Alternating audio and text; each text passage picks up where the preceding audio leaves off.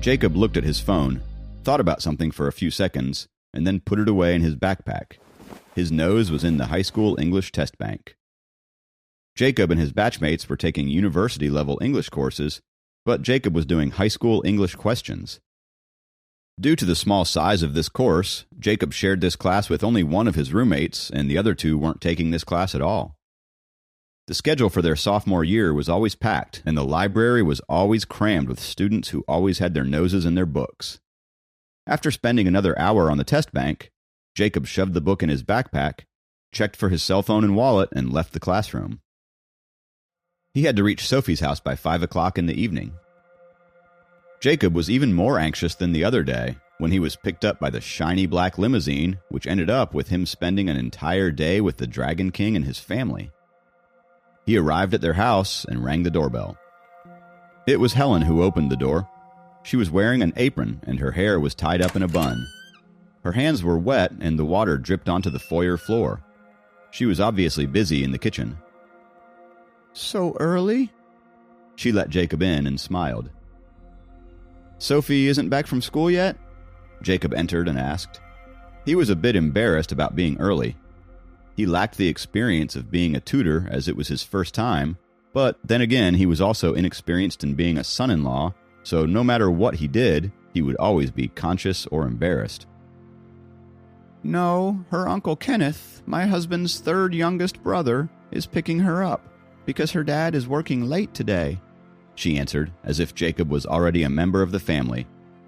"Take a seat on the couch and watch some TV if you'd like. Make yourself at home."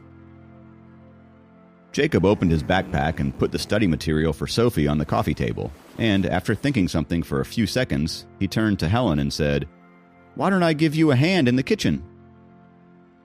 "Okay, sure." Helen looked at Jacob with a surprised look on her face and then smiled.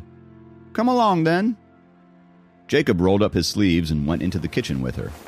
He couldn't let her slave away in the kitchen while he chilled in front of the TV. Jacob entered the kitchen and found that all the ingredients and condiments were neatly stacked up. It meant that Helen was just getting started on dinner and hadn't actually begun cooking yet. Jacob did feel he had come too early, but at least now Helen wouldn't have to do it all by herself. Jacob could tell from the ingredients the kind of dishes she was going to make. He walked over quickly and started rinsing the vegetables and cutting up the meat without any instructions. He looked like an experienced chef in a restaurant the way he went about doing everything in the kitchen. "Jacob, you always help out at home, don't you?" Helen began prepping the chicken for the roast as she spoke. Not really. Sometimes I give my grandma a hand," said Jacob. "I could tell that you are a sensible kid." "If only my Soph had half your sensibility," Helen sighed. "She's still young. I only cared about games and gossip when I was her age as well," Jacob answered without even thinking. "Have your parents always been away?" Helen continued. Jacob answered honestly. "They are both always on the move and always busy, and I have spent most of my time with my grandma since I was a boy." Helen pondered. "Your grandma must be very lonely now that you spend most of the time at the university, right?" "I usually go to see her on the weekends." Jacob looked up at Helen at this point and felt that there was something going on in her mind. Before he could draw any conclusions, Helen spoke up and said, "Once you and Sophie are settled, I can invite your grandma here to live with us." "That may be a bit too soon." Jacob smiled as he felt his cheeks go red. "She doesn't know about Sophie yet." "She will find out soon enough. I know how much she would be looking forward to you getting married or bringing your girlfriend home to introduce her. Us grown-ups have only one intent once our kids grow up. That's how I know how she must be feeling." "Take your time, Jacob, but do tell her," said Helen. Jacob was about to say something, but he just nodded and began chopping the potato into thin strips. She knows exactly how Granny feels, Jacob thought. But this is all happening so fast. Jacob kept working quietly for a while when he remembered that he had a lot of questions for Helen. He thought this was the right time to learn a little about the Dragon Clan since no one was around. Plus, he was really comfortable with Helen. She reminded him of his own mother. "Could you tell me what role an inspector plays in the Dragon Clan?" Jacob asked in a straightforward voice. "Oh, you met an inspector?" Helen was a bit surprised. "A professor in my university. Her name is Susan," Jacob said. "Oh, her," Helen said in a matter-of-factly tone. "You know her?" Jacob was curious. "Inspectors are not a group of people who are easy to get along with, but Susan knows our family well, so she shouldn't cause you too much problem," Helen replied. Jacob thought to himself, "Inspectors? So there are more than one. Helen seems to respect them, too."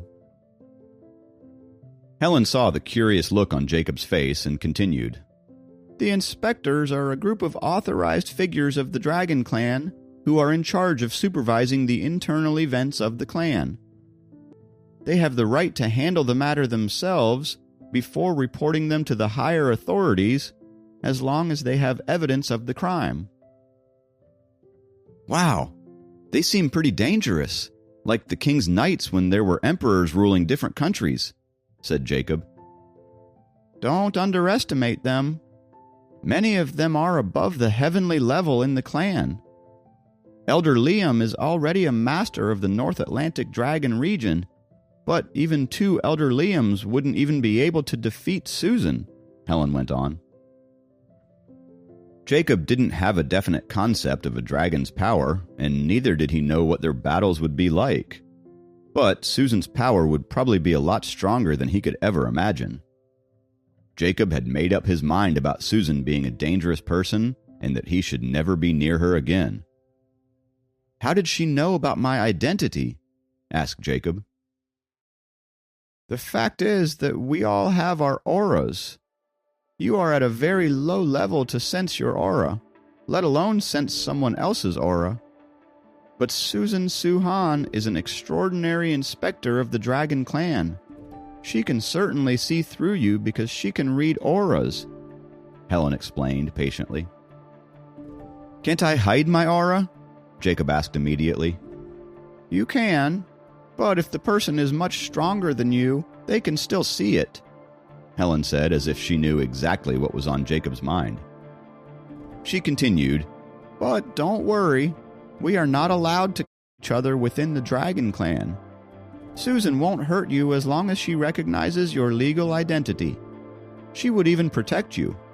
Plus, you are now a part of the North Atlantic Dragon Clan, and we won't let you get hurt that easily." Helen suddenly straightened her back and added confidently. Jacob was touched with the way Helen spoke to him. She had completely accepted him as her son-in-law. After all, why else would she welcome him to her home or promise to stand up for him if he was in danger? North Atlantic Dragon Clan. Sounds like it's really powerful. Susan surely must have some respect for them despite her authoritative role. "Does Sophie's dad hold a high status in the Dragon Clan?" Jacob asked the question that had always been bothering him. He thought it was a good opportunity to ask. "He's all right. He's the king of the North Atlantic," Helen said lightly. "Dracon, the Dragon King of the North Atlantic, to be precise," she added as she put the chicken to roast. Please subscribe to the Pocket FM YouTube channel and press the bell icon for instant notification. Check out our channel for more such exciting shows.